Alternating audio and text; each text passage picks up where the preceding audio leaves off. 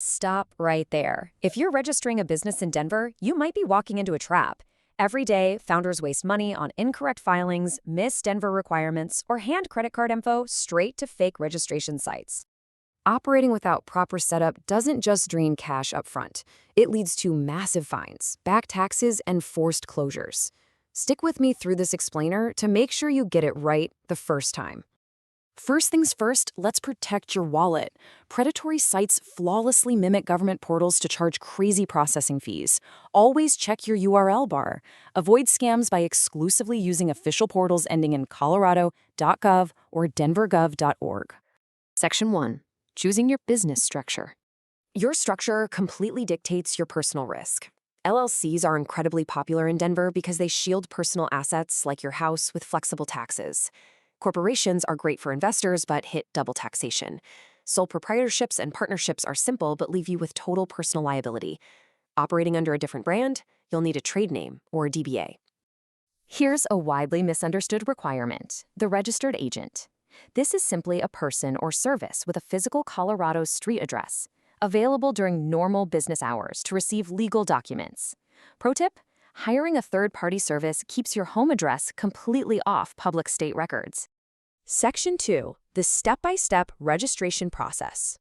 The state roadmap is actually surprisingly fast. Step 1. Do a name availability search. Step 2. File your articles of organization or incorporation online. And Step 3. Get your federal EIN number directly from the IRS. But watch out for the name search rule. Your name must be strictly distinguishable from existing ones. Swapping Corp to Inc. isn't enough. That's an automatic rejection. To search efficiently, just type the core, unique word of your desired name into the state database. Section 3. Denver City Licenses and Taxes. Colorado doesn't have a general state business license, so beginners think they're done. Wrong. Denver absolutely requires local compliance. Navigate the Denver Business Licensing Center for the occupational privilege tax and local sales tax.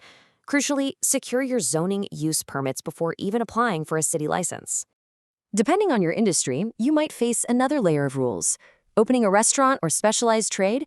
Verify permits via the Department of Regulatory Agencies to ensure you're operating safely and legally. Operating without required licenses is not a gray area.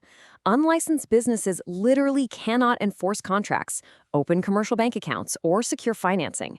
The cost of getting licensed is almost always less than fixing a violation after the fact.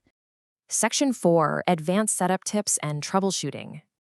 To keep good standing long-term, file annual periodic reports on time, instantly update registered agent changes, and maintain tax compliance. If a filing gets rejected, check name availability and agent address first. If things get overly complex, halt the process and consult a professional. Quick mandatory disclaimer here. This explainer is for informational purposes only. Rules change, and this is not legal, tax, or financial advice. Since businesses require specific permits, always verify exact requirements through official government sources. Are you ready to make your Denver business official? By using the right structures, sticking to official websites, and nailing those state and city filings, you can launch with absolute confidence. What will your new business build first?